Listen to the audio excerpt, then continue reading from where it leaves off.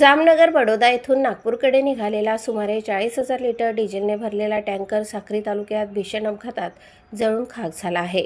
साक्री परिसरातील अक्कलपाडा धरणाजवळ आनंदसागर हॉटेलसमोर ही धक्कादायक घटना सायंकाळी 4:30च्या सुमारास घडली।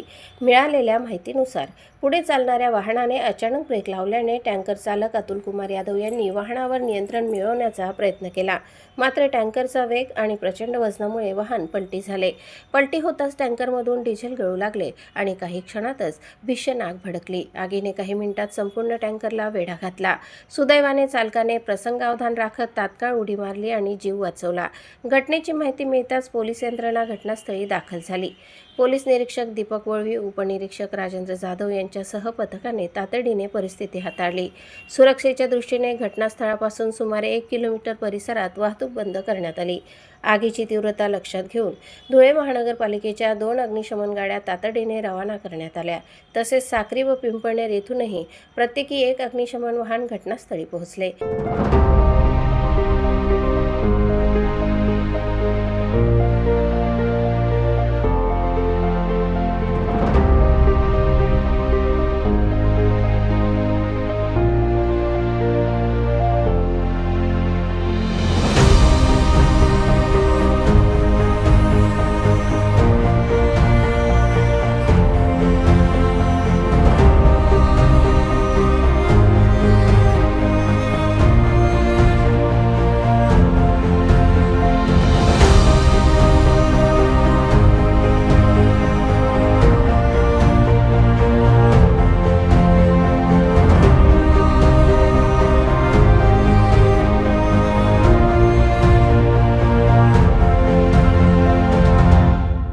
अग्निशमन दलाच्या जवानांनी आगीवर नियंत्रण मिळवण्यासाठी शर्थीचे प्रयत्न सुरू केले।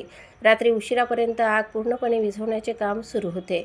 या घटनेमुळे रस्त्याच्या दोन्ही बाजूंना 2 ते 3 किलोमीटरपर्यंत वाहनांच्या लांबच लांब रांगा लागल्या।